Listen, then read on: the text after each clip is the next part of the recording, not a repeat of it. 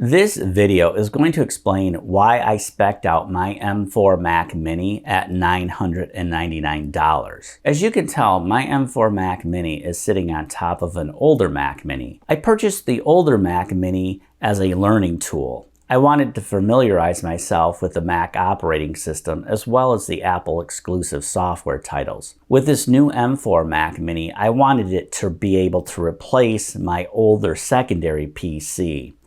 My older secondary PC has a Haswell quad-core CPU with a GTX 1060 graphics card. It's a pretty nice system overall, but this new M4 Mac Mini has as much CPU and GPU horsepower as that older system. Once I run the benchmarks between this new Mac Mini and my older secondary computer, I'll sell my secondary computer. My old Mac Mini has 16 gig of RAM.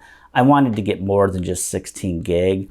And the main reason being is I might do some live streaming where I'm using the OBS software, and I might have Premiere Pro and After Effects up at the same time if I'm trying to do live streaming tutorials. And I think that if you're using all those software titles together, the 24 gig of RAM will come in handy. I don't think I needed 32 gig, but at the same time, I thought 16 gigs would be cutting it too close. The reason why I chose the 512 gigabyte solid state drive over the 256 gigabyte solid state drive is because if I do have to use the M4 Mac Mini as my editing system because my main editing system breaks down, I want to be able to take all the footage from my Sony a7 III camera and load it right onto the hard drive. There's nothing wrong with using external hard drives, but I want my M4 Mac Mini to take up as little desk space as possible. So I thought the 512 gigabyte hard drive was my best option. I want to let people know that I was able to use my old USB floppy drive with this newer M4 Mac Mini. I'll do a video about that. I'm going to do a video showing that I can still capture VHS tapes using a Mac Mini, just like I did with my older one. I also want to let people know that moving into the future, I do want to do more tutorials with Premiere Pro using the Mac operating system. I'm still going to do them on the Windows computer as well. Overall, I do like the M4 Mac Mini. It's a nice product. I like the fact that it is a little bit smaller footprint on the desktop than the older Mac Mini. So they did a lot of really cool things, but one thing that the older Mac Mini has that the newer one doesn't have is a card reader. And I think it would have been in Apple's best interest and the user's best interest if there was still an SD card reader included. I admit I picked up an SD card reader for like 20 bucks, but it's a piece of equipment that I wish I hadn't had to pick up. And I like my Mac Minis to be all self-contained.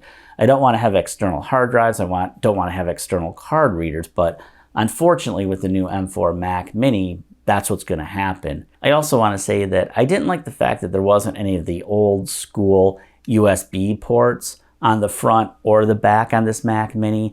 I think it's great that they put some ports on the front, but like a lot of people have mentioned, a lot of their stuff still uses those older style connectors instead of the USB-C ports, and it required people to have to get extra cables or at the very least adapters to make some of their previous equipment work with the new M4 Mac Mini. I'm aware that some people complained about the power button being on the bottom. I think it's a legit complaint, and like some people said, if you're going to put it on the bottom, why not put it on the front? I would tend to agree. With the way mine's set up, it would be more convenient if it was in the front. I know a lot of people have monitor stands and they'll have their Mac Mini in a little like cubby hole of the monitor stand. And with them as well, it'd be a little bit more convenient if it was in the front as opposed to in the back. I myself wish they would just put it right on the front panel, but that's debatable. I know some people think, oh, it'll make it look hideous. I don't think a power button on the front would really make anything look hideous. I think for me personally, having 24 gigs of RAM, a 512 gigabyte hard drive, and having the stock M4 chip as opposed to the M4 Pro was really the best decision and the best option for my needs. Some people might be wondering, am I going to keep the old Mac Mini? Yes, I am, and it's going to serve a purpose, and there's a reason why I kind of need two small computers. But that'll come out in some of the later videos that I'll be releasing probably in like 2 or 3 weeks from now.